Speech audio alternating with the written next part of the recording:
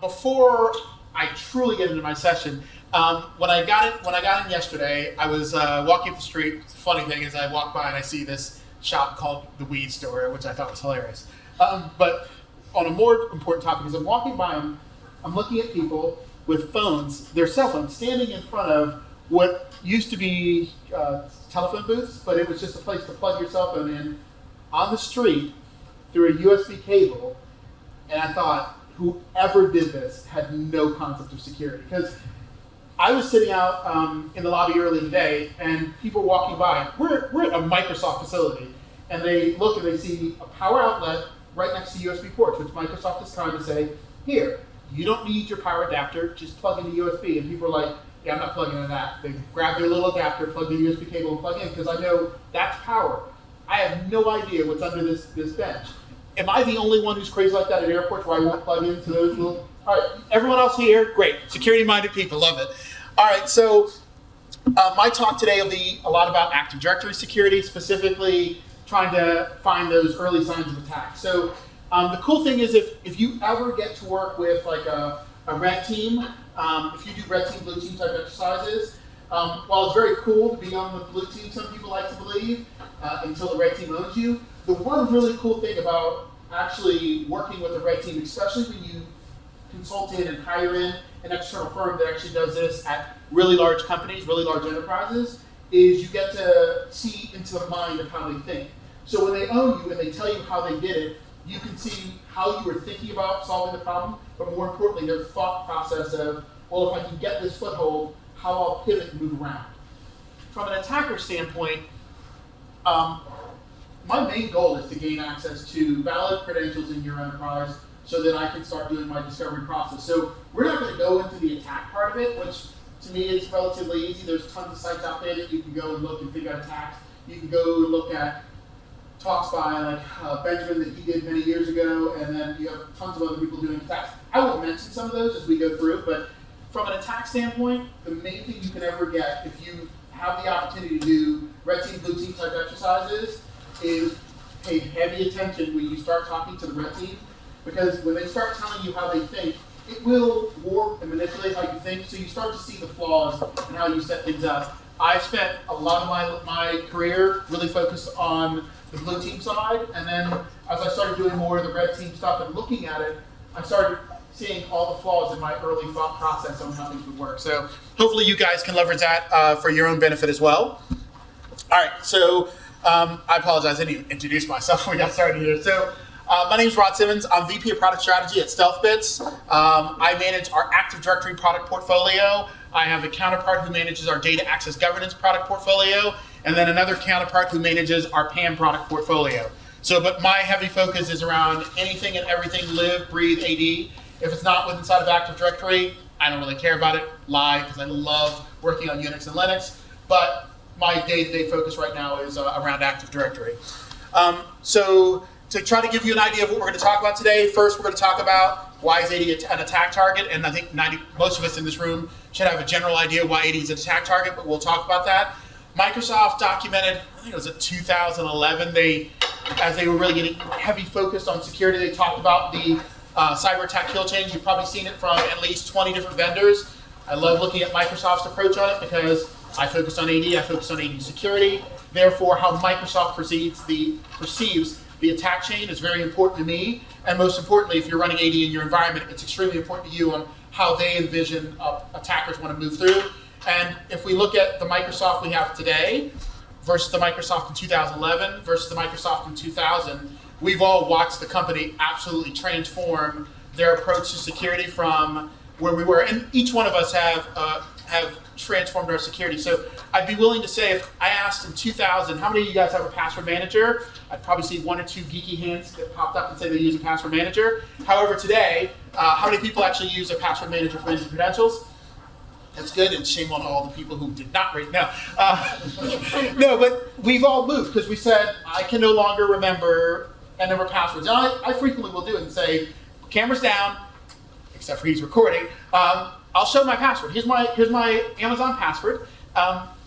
good luck. I'll flash it for 5 seconds. If you can remember it, you're better than me, because I don't know the first character, the last character, or any character in between. But I don't have to remember it, because I remember my vaulting password. So that's how we've all evolved over time. We used to remember passwords and come up with little clever things, and then we realized after we started looking at like the Have I Been Pwned breach databases or many others that we're not really clever. Well, from an attack standpoint, there are really clever attackers, but at the heart of it, they have to do some of the core basic stuff once they get into an environment to essentially assess the lay of the land.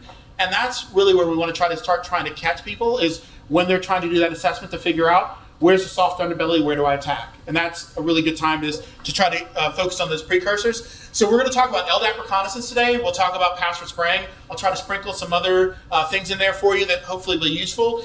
If the demo gods are nice for me, I'll actually do a demonstration of our Stealth Defend product. And then last but not least, we'll take question and answer. If you do have a question as I'm talking, feel free to ask. I'm slowing down.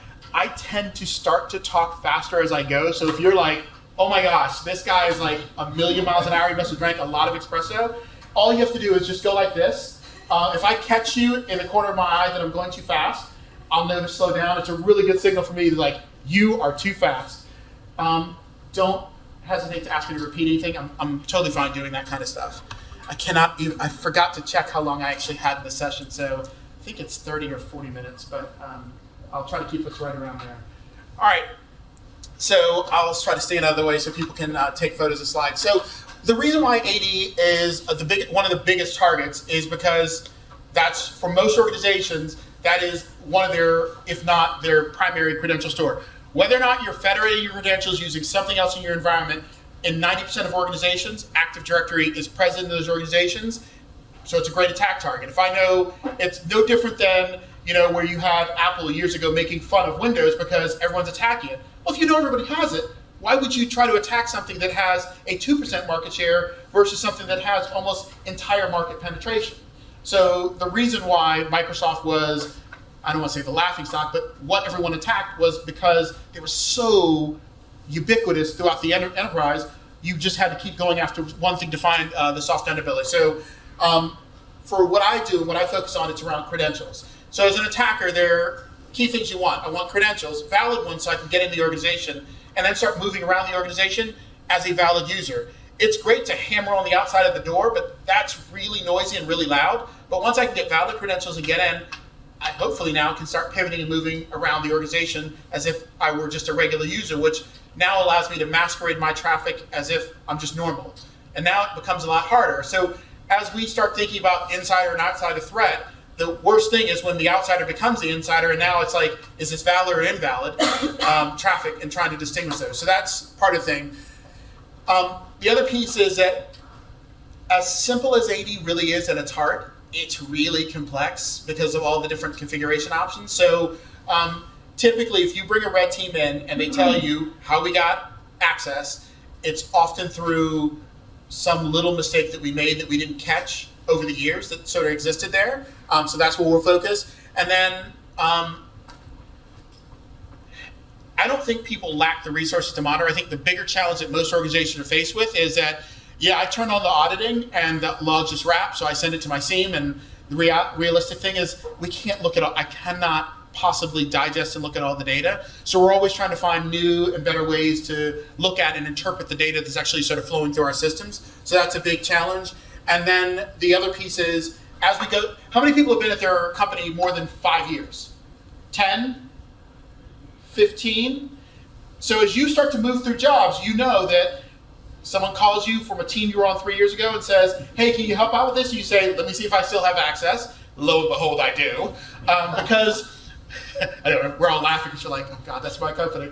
But because we weren't as diligent early on, and then when you move into an IA project, the worst thing for any person in IT to do is, I broke access, I broke functionality, people can't work, and now we have to figure out what we did wrong and undo it, and then I have to deal with someone sitting at my desk, ask me every 5 minutes, have you fixed it yet? Because you're costing us millions of dollars while we're down. So that's kind of the problem we are sort of strapped to dealing with, is that we have these environments, and if we were thinking about IAM and identity access management and provisioning, deprovisioning, and all that stuff, 20 years ago as we first implemented it, we may not have the same problem we have today, but that's kind of where we are. So the attack kill chain is pretty obvious for you guys. I'll build this out a little bit for you just so you can kind of see it. We have various types of attacks that sit within inside of any aspect of the kill chain. We're going to start on the early side of discovery, in the discovery phase, where I'm trying to figure out what is it that I have going on in my environment from an LDAP reconnaissance standpoint. But we could also talk about privilege escalation. So password spraying is a different, or I don't want to say it's a unique type of attack. Is everybody familiar with the term password spraying? All right. For those who are not, there's brute force attack, which is hammering away at the door. I'll try 1 million credentials against 1 million accounts, and hopefully one will work. And if I have to lock them all out along the way, I really don't care. Password spraying is a bit more targeted approach where I know hopefully your lockout policies, probably 3, maybe 5, likely 5 because your help desk said, please stop making it 3 because most idiots after the weekend can't remember their password. So we made it 5, and I know that I can go up to about 4 and I'm safe and I won't lock out any accounts. So I'll try a whole bunch of, summer 2018, summer 2019. I'll try a whole bunch of passwords that I know that are very popular, but only up to the point where I don't lock anything out. Then I'll rest and repeat in 12 hours or 8 hours once I know that you've probably got a lot of valid logons so that hopefully I go undetected. That's password spraying. So we'll talk about that, and password spraying sort of sits onto that. I'm trying to get escalated privileges, something above where I'm at, whether I'm nobody or I'm in the organization and I've been able to do some reconnaissance. I'm assuming that everybody's probably played around with account enumeration using Kerberos pre-authentication. Anybody not play around with it? If you haven't, there's a GitHub project for those who aren't aware of it. It's a really cool one. Kerberos allows you to do one UDP frame packet, hitting against your Active Directory environment and saying, is this a valid username? And AD will return back either yes it is or no it's not, if you will. And then you know, okay, next, move on. All I'm trying to do is account enumeration at that time. So I'm essentially going to say, is this a valid account, to try to figure out it to return back to me and saying, yeah, you're good, you have a valid account. That will be logged if you're doing Kerberos logging, but if you're not doing Kerberos logging, you're kind of out in the weeds, which means you don't see me essentially trying to do account enumeration from the outside, say, I'm just trying to find valid usernames, so then I can do my password spray attack or my brute force attack. So if you haven't looked at it, GitHub project called Kerbrute, K-E-R-B-R-U-T-E, very cool. There is another section of that project which actually does the spray. It will lock out your accounts if you jump into it, so make sure you read the disclaimer and try it out in the lab first. All right, so the pieces, like I said, we're going to talk about our LDAP reconnaissance, and we're going to talk about password spraying. So from LDAP recon, I imagine everybody in here, since you guys are AD focused, has sort of played around with like PowerShell Empire, played around with a Bloodhound and a bunch of other recon tools. Does anybody leverage Bloodhound internally actually as a tool to kind of surface what you need to tighten up and fix? Or is everybody, are more people in here saying it's banned, we're not allowed to use that internally? So change that policy, because that's crazy. And I say this for one reason. You ask anybody who's on the red team, they're going to use those tools. So it's almost tying your hands behind your back. You're essentially saying, you can use all the things we can't. So the things you're using to attack me, I can't use to essentially find where you would go through to actually tighten up the doors so you can't get through them. So as much as you can working with your company, try to get it so that tools like Bloodhound are actually seen as really good tools that can actually help you guys out from trying to find the whole standpoint, because from an attack standpoint, those are the tools they're going to use to try to pivot around your organization. But we all now operate under the concept that my organization's been breached. When I get onto a box, the first thing I'm going to try to do is get to PowerShell, start typing commands, try to figure out what I can do in the environment. I remember almost 20 years ago saying to people, it's so a shame that my career, I can look back and say 20 years ago. But when you first started, the thing we all loved about AD was like, it's like having the gal from, what is it, Exchange 5.5? It was like, the gal's right here, it's everything, and anybody can get access to anything they want. And it sounded like a really cool concept, but in retrospect looking at it, it's like, anybody can figure out everything that they need to know about this environment without having any privileged rights. And that's what an attacker's leaning on, is that everybody has read access, so I can gain access to a lot of information and soft underbellies. It's not hard to find out which ones are your DCs. It's not hard to find out, who are your privileged users. I can look at certain groups, find out who are members of those groups. It's not hard to find out the accounts you want to protect because you put them in a group called protected users. Made it very easy for me to locate those. So as you start to walk through the process, it's actually it's relatively easy, and there's a bunch of well-known grids in an environment so that are going to be universal. So if I can gain access, I want to elevate myself to be one of those accounts. So there's a lot of things from an attacker standpoint that I sort of want to figure out. So I want to look and try to figure out what are the sensitive groups. There are some that are just painfully obvious to any environment, but there might be others in your environment. So I look at your highly privileged users, figure out what groups they are members of, and those would be other relevant groups that I should be looking at, because if a domain admin's a member of that group, for example, it's probably good for something really good, because they don't want to be a member of, the Redskin ticket distribution list, because they suck awfully this year. So hopefully you guys do not have to root for that team. So from an LDAP recon, all I'm doing is trying to run searches. Most of the searches, like that, when you look at tools like Bloodhound or any attacker who's going on an environment, they're not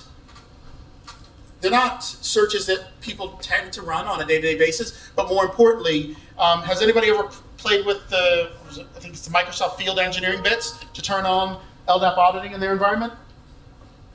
So I cannot remember the link right now. It's like just totally out of my mind. But if you just look up LDAP auditing Active Directory, Field Engineering, if you just do a Google search for that, you'll find an article that walks you through how to enable native LDAP auditing with inside of Active Directory. You'll also see a warning in there that I will give you as well that tells you, do not turn this on for more than, I think it's like 30 minutes or 2 hours at a time. But it really does help from a LDAP auditing standpoint when you're trying to figure out what's going on. So I'll give you an example. I sat at a customer, we turned on LDAP reconnaissance auditing. We turned on that LDAP auditing, and we had it on for like 3 minutes. We turned it off, we scooped up all the data, analyzed it. I'm like, what application is looking for where username equals A star and B star and C star and D star and all the way down the alphabet? I kid you not. And we're both looking at it, and we figure out here's a service account that's doing it. Go look, discover. I was actually able to find with another customer. We looked at some data. I'm like, hey, this query's coming in. What's this service account related to? Because it's insecure. It's actually sending a non-secure LDAP query, so in the clear. And they looked and they said, ooh, that's from a medical office. That shouldn't be doing that, and they're able to find those. So if you aren't using it, you should actually periodically turn on that Microsoft Field Engineering bit so you can get a little bit of understanding of all the LDAP traffic. You can do that compartmentalizing your environment, but it puts it into like an Excel type file or a data type file. You pop it open to Excel, it parses the data and shows you inefficient, high running, slow running queries, insecure. All that stuff is sort of laid out for you to look at. And if you're not aware, Microsoft's making a change in January around trying to go to all secure LDAP traffic. There's a advisory article on that that came out about a month ago or so. So if you haven't looked into that, I can get that article for anybody who wants to know. But from my standpoint, I'm going to try to do discovery. We all suck at service accounts. Every time I go to any customer and we do any analysis of their environment, the first thing we see is service account password hasn't changed in. The longest I've seen now is 22 years because they migrated from NC4 forward. It's not broken, so we're not going to fix it, and they've never changed the service account password. I've seen some that have been like 4 years old, but you're cracking up because you're like, this is so me. But we all struggle with that one thing, is that when I change the service account password, how's it going to react? Is it going to react like it should, which is I change the password on the service, and then when it needs to renew, it just goes through and works? Or is it going to go down in a flame of hell when I go home and I get the phone call saying application X went down because you changed the password? So we're all concerned about changing the password, changing it here. I can't take the service down then. I can't take it down then. So it's like, screw it. I'm not going to change the password. And we made it hopefully relatively secure. And we did not, which I frequently see, share it with other accounts. The other thing I see often as we do password analysis, other than just looking at age, no one has said slow down yet, and I know I'm going fast. The other thing I see around password analysis is, does anybody have two accounts? Simmons ADM? Yeah, that's one thing. If you ever do password analysis, Microsoft has another tool, really cool, for looking at password hashes and trying to find dupes in your password hashes. Your admins are the worst offenders. You'll see Simmons and Simmons ADM. You didn't do that. No, not you, but somebody else will have the same password between the two accounts, because it's just like, it's too much effort.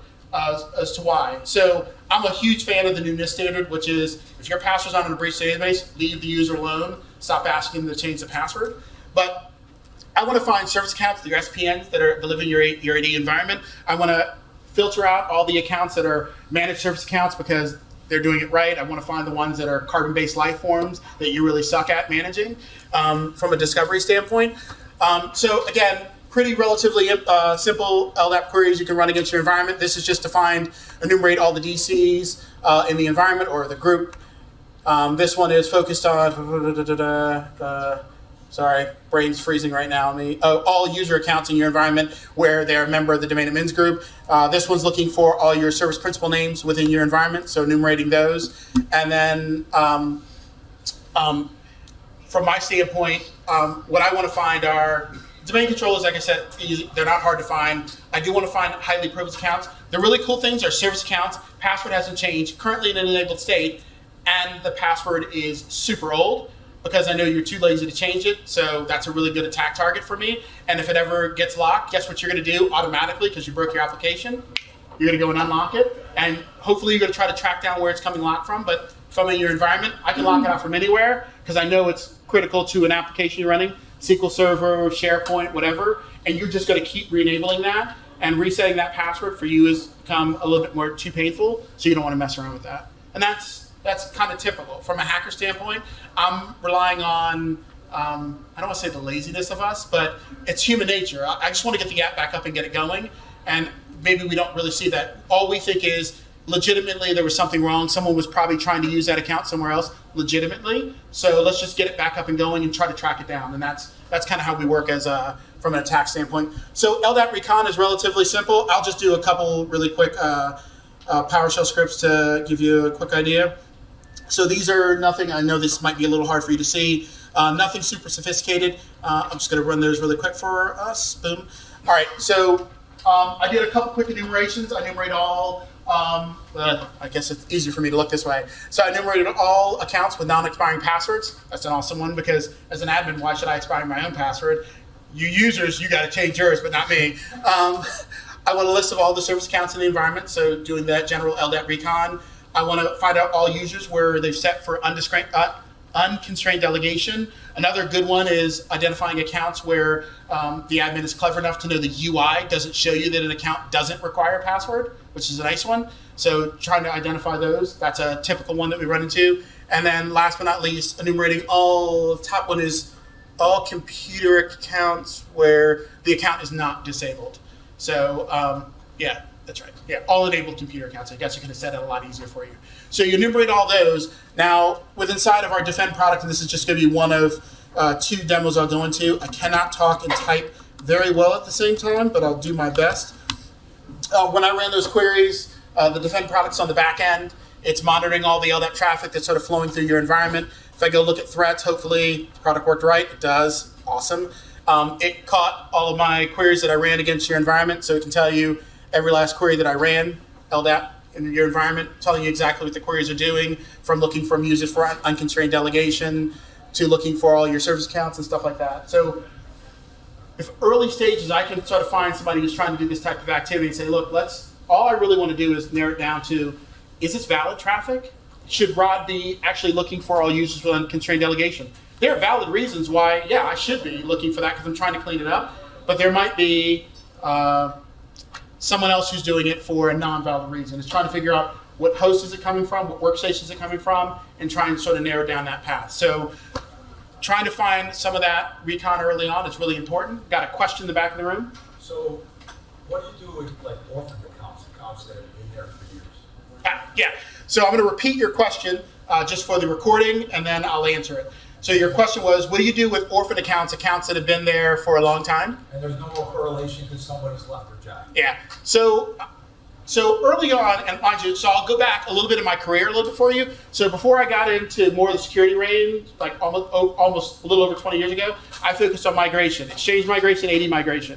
Walk into a customer and they'd say, we just don't know what accounts are in use. So one of the easiest ways to find out if an account is being used in your environment, at least the ones that have mailboxes, have you sent a message? I don't care if you received mail. If you've sent an email, I at least know that account is active because there's somebody obviously doing something on the other end. So that's one way to identify. But now you have accounts that you still have a host of other accounts that aren't mailbox enabled. So that at least takes a large majority of your accounts out of the mix. So now let's think about accounts that aren't tied to carbon-based life forms. How do I deal with those? So I have a whole bunch of accounts. The first thing I say is, let's get all the accounts where the password never expires and put them in one bucket, and all the ones where the password is not set to never expire, put them in another bucket. The ones that never expire start to get a little harder as we go down the path because they're not going to reset. The ones that are in the other bucket, that account passwords will expire, are they expired? Has the user changed the password in the last X number of days? Because from there, we can say, yes, they've changed their password within our policy because they will expire. So now I say, you've changed your password in the last 60 days. I know you're active, I just don't know where you're from. So now I'll put authentication auditing around that account to figure out where it's auditing. So I'm gonna tightly audit that particular account to figure out where auth requests are coming from for that one account. Super simple stuff you can do with inside of a Splunk, for example, is just to take all your auth requests, tagging on that one account, and identifying it. The other bucket, and how do you deal with those accounts? Now, mind you, the accounts that haven't changed their password, they should be expired if their account isn't set to expire. So you kind of have a bucket of accounts that are expired that you can deal with. But the other bucket, where the accounts are set to never expire, again, I'm doing the same thing. I'm going to look at auth requests. I'm also going to monitor LDAP traffic on those particular accounts, because you're doing one of two things. You're doing LDAP traffic or you're doing authentication. You have to do those if you're an active account, and I start bucketizing those accounts. When you're finally at a list of accounts where you're saying, look, I haven't seen any traffic for, let's say, 60, 90 days. I cannot identify anything. I don't think they're useful. Those are the accounts that are probable for throwing into a group like called accounts to delete, accounts to start cleaning up, and you actually start the cleanup process. Knowing that you have a good restore product for when you find out that it's an annual project that uses that account that kicks off once a year or once a quarter, and not within your time frame, and you then can go rehydrate those accounts. Maybe you start with disabling, is what most people do. They disable the account for 6 months, 9 months, and then after 6 or 9 months, then they get rid of them, but they're no longer an attack surface once they've moved to a disabled state. Does that help? Awesome. Got it. Go for it. Question back there? Yeah, I was going to say, how do you feel about use it or lose it? Use it or lose it. I love that because I like it because it takes the challenge off of IT, because right now what you do is someone says, can you create a group for me because we need it for this project? You create it, add people, and then no one calls you again to say that, and dang it, I got distracted and never did anything with it. So that's probably the other key challenge I hear from organizations, which is, and I swear, if anybody is here is really smart and good coder, if you want to be a billionaire, and I'm not kidding, with a big B, figure out a way to determine what groups are being used in an enterprise. And I'm not lying. For 20 years, I cannot solve this problem. And I've talked to some really brilliant people. No one can say, I can tell you what groups are being used. And what I mean by that is not that this group is used to secure a resource, that someone authenticates, and that group is how they gain access to a resource. So if I have access to a resource 2 different ways, either group A or group B, how can you tell me if I'm using, if in case I access this resource, was group A in my token used or group B? And if it was group A, let's say you could determine that, am I using group B for anything else, which could be embedded in some stupid application that someone wrote where they do token evaluation that you can't see? I'm telling you, if you can solve that problem, I haven't been able to. I know most people in here are probably smarter than me, but you could make a lot of money for building that application, because I have not walked into a single Fortune 500 customer that is not trying to solve that application. The solution they have for that today is they create a group. I'll say my group is called sales, which I will create a group called sales_old and populate all the users in the current sales group to _old, and I'll dehydrate the group and wait for the calls. And when people can't access something, I can now locate what it's securing, and I then take a PowerShell script. It's simple. Copy them all over, copy them all back, we're done. Like, it didn't take much effort, but then we can delete that. Now we can assign ownership and have attestation put around it. But that is the solution for most organizations. So they say, we just have to wait for the call. So we just dehydrate the group and wait for someone to call and then rehydrate it back. Everyone gains access, but now we have someone who said, I can't access resource X or this application or this federated thing we have with a partner, and now I know, aha, that's the aha moment. It sucks because you have to break something to figure it out, but that's the approach. Any other questions before I continue on? And also, you cannot work in multiple groups at a time because you don't know which one is. That is right, yeah. You can't do, or at least you can't do multiple, sorry, let me repeat that. The statement was you can't do multiple groups at a time because you don't know which one you're sort of dealing with, and that's absolutely true. You can't do multiple groups at a time with a very high, dense crossover of the group membership. So if you have a sales group and a technical group, likely they're not cross-population. You have to do it on a very slow basis, or else you essentially have two groups that have 90% of the same membership. So when you dehydrate, you're not sure which group, so you just start fixing them all and you screwed yourself. So that is a man who thinks like a hacker. Love it. All right. Sorry, come back over here. So from an LDAP, so the other approach you could take with LDAP reconnaissance, has anybody ever played with like honey tokens, honey hash, honey users in their environment? Yep, all right, great. So for those who haven't, good techniques. Most really good attackers will usually not stumble upon those, but they're always good to have out there. So there's two ways, so a honey token is something you can inject, like you would, on a server, you would inject something into memory that looks like a really juicy credential that I really want to try in your environment because it's right there. It's like a password, it's a username, why not? Now, even though I may think that's invalid, why not look it up and verify that this juicy target isn't not? So from a attack standpoint or a blue team standpoint, you want to be able to look at both authentication requests on this invalid account, but more importantly, if they just do an LDAP lookup for that invalid credential, you want to look at it. Common mistake when doing things with honey token, honey users, honey hash, especially honey tokens, are if I create a honey token, let's just call it user123, and I put it on server 1, it lives nowhere else.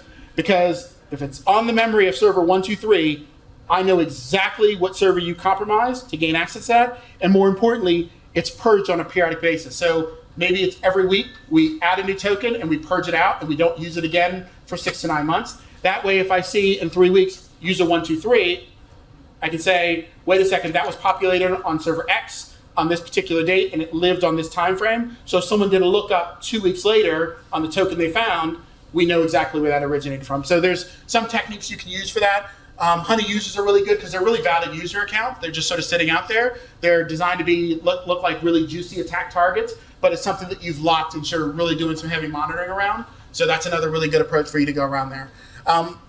From our standpoint, we're just looking at the common LDAP queries that would be those juicy attack targets of where someone wants to go. The reason why this is so hard natively, I saw you. The reason why this is so hard natively is because you have to turn on those Microsoft field engineering bits to get the audit data, and Microsoft tells you, don't turn it on for too long, and it's true because it actually has a lot of resource turn on you. So you want to turn it on. It's good for troubleshooting, but it's not good for long run. Got a question over there? Yes. You mentioned at the top there, don't have admin. What's your opinion on things like Effecto? So unfair question, because in my history I worked for a competing company, but no, I think those tools are I think those are fantastic problems. So whether you're looking at something like Effecto, PowerBroker for Windows, there's one other one in this space, I don't know why I'm forgetting the name of it, or if you're, I think they're fantastic because you don't run as admin. Your admin equivalent, kind of. No, you are a standard user, and they then, through policy, dictate what you can elevate, which is really cool. And they can do it based on signatures of applications. So I can say, now they all have this concept of what's called a shell rule, which means this is your escape to get out of jail and do what you want to do, which can be somewhat dangerous. But most of them will say, you can do these 5 things that require high privilege, like I don't know, let's just say change the time zone was one of them. You can do these within Service Control Manager, but you can't do these things I don't want you to do. So they have very tight ways to navigate control. I think those products are fantastic because for most organizations, once the user is no longer an admin on the desktop, you've solved most of the breaches that are trying to gain access to the user because they don't have admin rights, which means when you start trying to do like Mimikatz, what's the first thing everybody does? Everybody's played around Mimikatz. What did you have to do? Okay, I downloaded it, crap, Windows Defender caught it. So now I have to create a rule for Windows Defender to not block it. Finally, I get it down, and then I go try to launch it. I have to give admin rights. So I then launch the command prompt as an admin to now do Mimikatz, and then I go try to do something. It's like, oh, I gotta go remove this. So as we usually go around the way, we're usually opening up security so we can make these tools work as we're sort of going through the process. So I think, like I say, I do think that's great. Your question to me, and I'm not belittling at all, would be like, what do you think of sudo? I love it because you don't need root. That problem on Unix and Linux was solved a long time ago, and to me, those products are trying to be a third-party sudo for Windows privilege. So I think they're great. The other thing I think is good is password vaulting. So if you're looking at like CyberArk, Beyond Trust, Password Safe, Thycotic, all of those vendors, if you don't want to do it, Lieberman, they're out there, we can do service account management for you. We will scramble the service account password, we'll reset it up in Service Control Manager, we restart them. I think any solution you can get that will solve the problem and help you automate it, gives you speed, efficiency, and gives you accuracy of doing it the way we can't do it ourselves. So I'm going to jump into password spraying because I tend to get weeded down myself on topics. So password spraying, again, I explained my own slide earlier. Brute force is the obvious. I just want one account. I'm going to hammer away at it. And again, if you're playing around with password spraying in a lab environment, while there are tons of PowerShell-based password spraying tools out there, tons of tools out there for password spraying with like shell scripts and Linux, I really do recommend taking a look at KerbRoot. I think it's a fantastic tool, mainly because it's so little network intensive as to how it functions. So again, give that a download, but create your own password dictionary, hammer away at it, see how it goes from that standpoint. Password spraying, again, like I said, it's slightly different because with password spraying, we're trying a small set of passwords across a large set of accounts is our attack standpoint. It's actually good from, it's relatively easy to notice that. So in my environment, I actually have a server that's hanging off the internet, which is crazy, and it's hanging off the internet, with RDP, which is even more stupid as you think about it. But I did protect it with multi-factor with Duo. So what I tend to see in my environment is constantly getting hit with password spraying attacks. No one successfully logged in because they can't do authentication through my phone.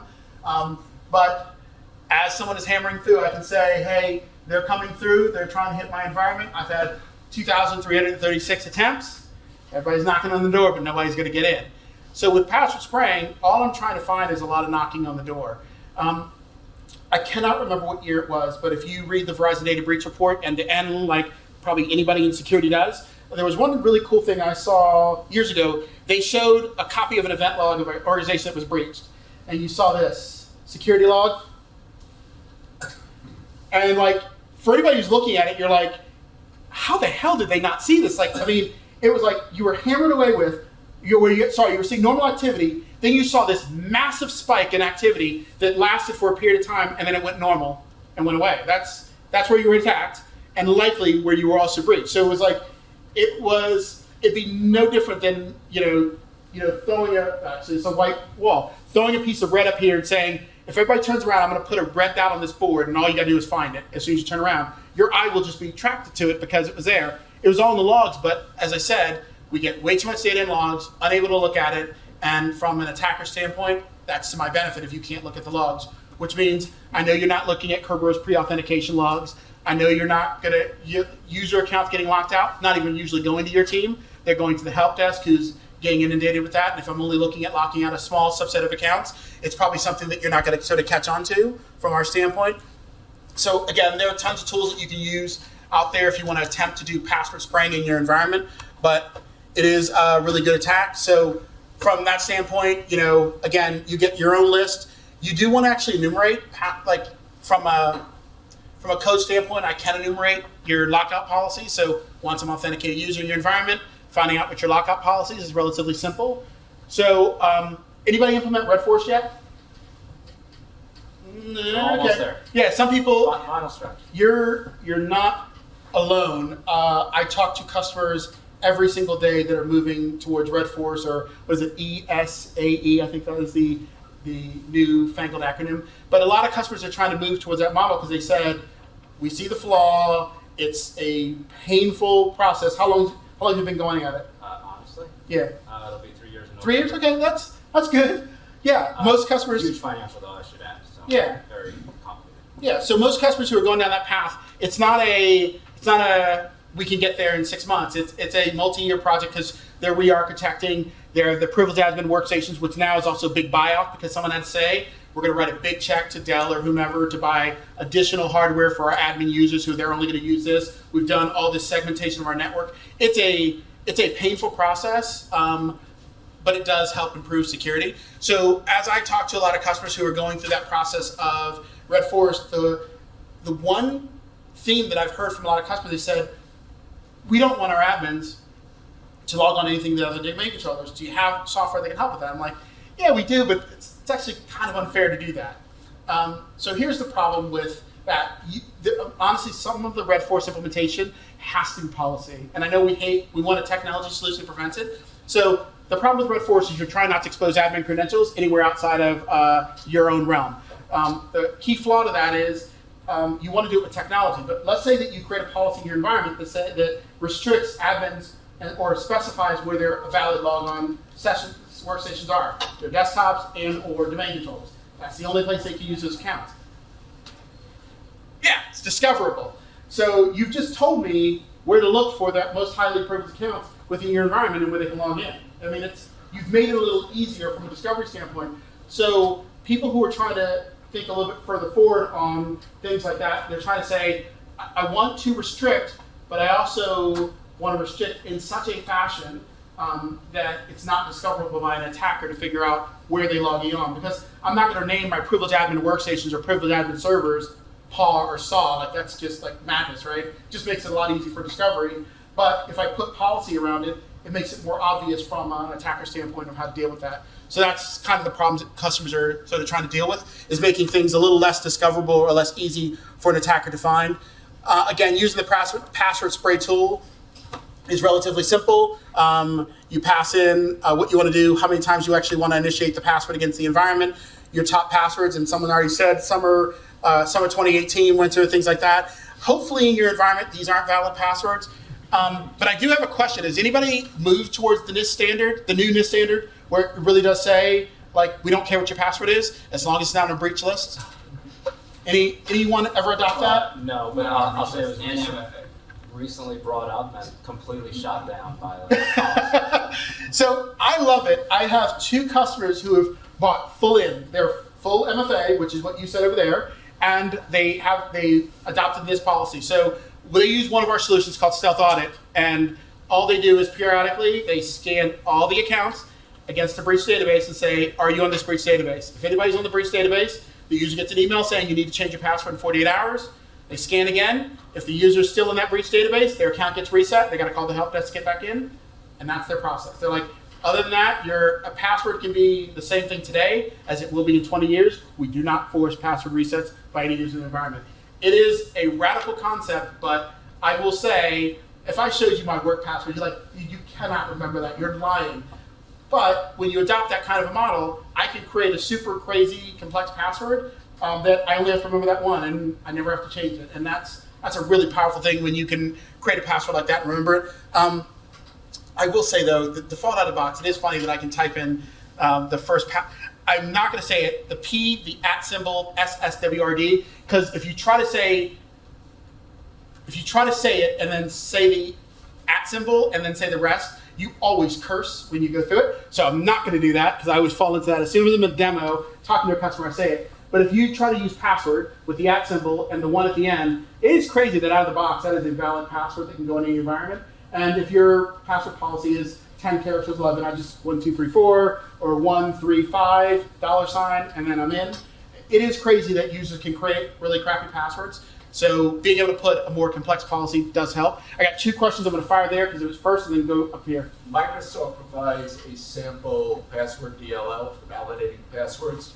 What's your opinion in terms or experience with people using it or not using it, or why would you recommend not using it? Yeah, so what I've seen more from people they're moving towards now, so if anybody's leveraging Azure AD Password Protect, great solution out there. There are tons of solutions in the market. We do compete in that space. So for password management, we have our Enterprise Password Manager. I think those are really good solutions. One, because you want that that cloud-based dictionary. So I think the best thing about Azure AD Password Protect that they have is that cloud-based dictionary they have. Then you also have intelligent rules that you can do.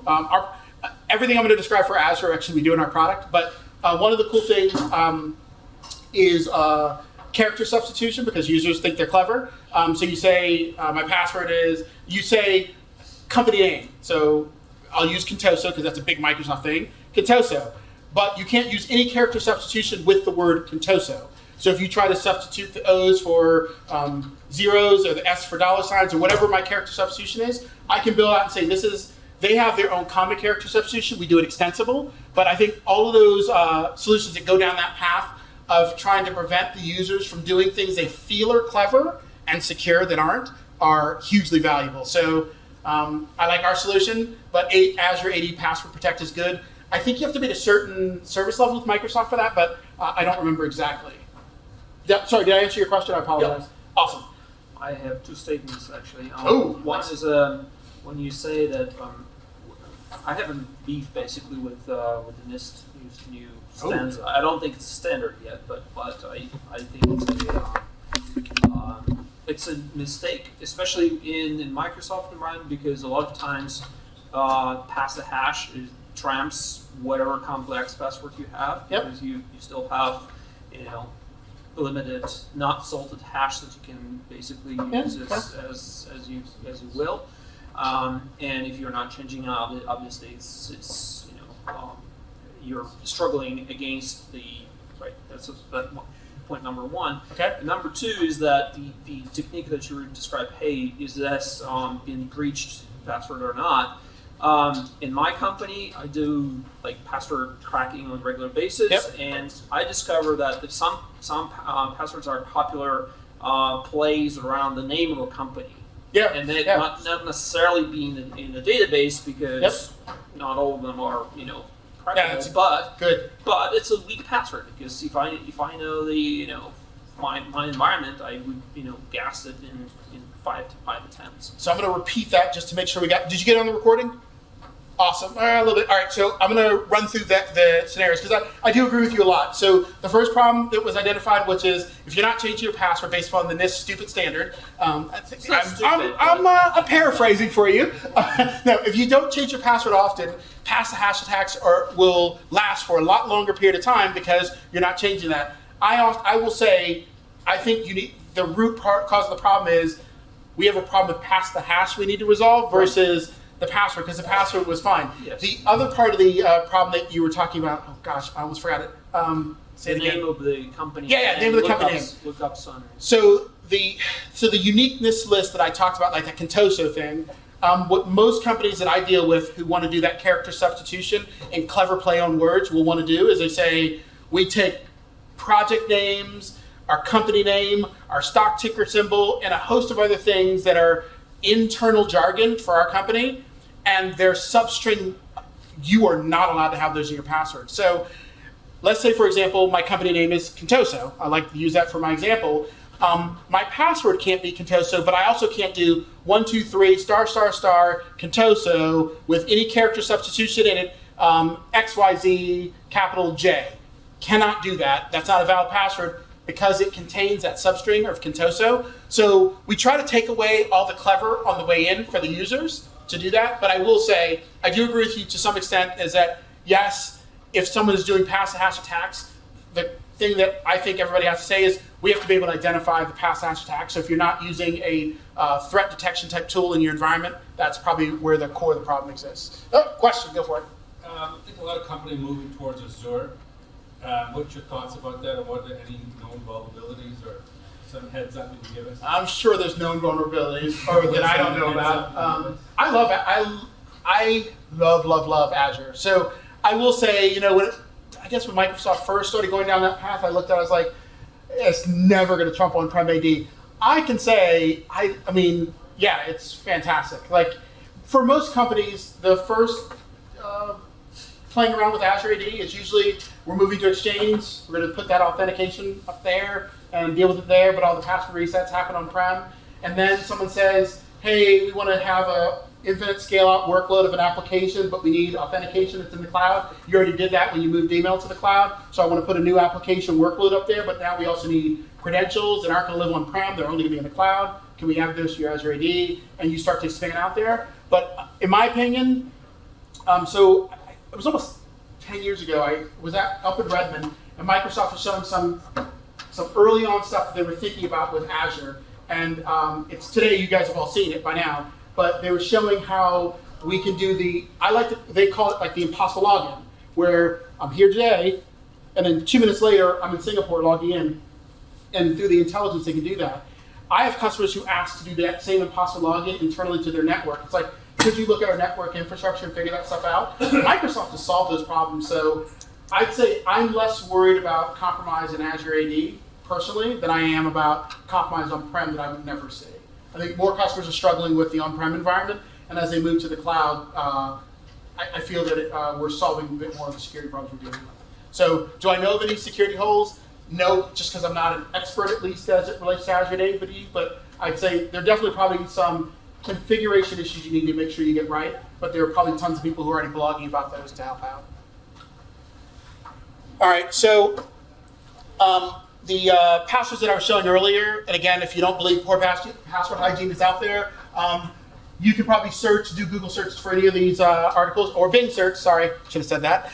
You can actually do a quick search for any of these article titles, and you'll quickly find out that most of the hacks that are out there, password spraying attacks, have been very useful to allow someone to gain privileged access within many environments. And there are tons of published articles that sort of exist out there that prove that customers are falling fate. Like everyone thinks, summer 2018, summer 2019 are bad passwords. I had a boss years ago, and his password was Thunder19. I was like, help me out. I was like, what's the semblance here? And it was, well, when I had changed it 3 months ago, it was Thunder18, and then Thunder17. I was like, okay, I get it. But people are that bad with passwords, and it's real. So as, I guess, the professionals, we have to try to help them. And once you add complexity, it's pound Thunder19. But you kind of get the idea. So I do think I'm probably running to the point where I'm getting over. I'm going to make sure I at least flip some of the slides so you guys can sort of play around with some of the bits out there. I do like the NIST standard. I've already done the demo for you guys. I'm just going to jump over here to get to the end for you guys. So the way I look at it, again, I told you I'm somewhat biased because I do believe AD is the most important thing in the environment. And it's easier when you can understand what you have in your Active Directory environment. You can, 4 minutes. Oh, I should have known. I had someone telling me how long I had. 4 or 5 minutes to move to get the heck out of here. And you can protect your credentials. So I will be packing up, but if anybody has questions for me, I'm happy to stick around and answer questions. And for respect for, I think, who probably might be our next presenter, I will make sure that we try to move our questions out so that the next presenter can get on. Thank you for allowing me to have a little bit of time in your day. And I think there are some balls back there if you need like stress balls to play around with as you walk out the door. One of our sales guys, we already have someone grabbing one, hopefully.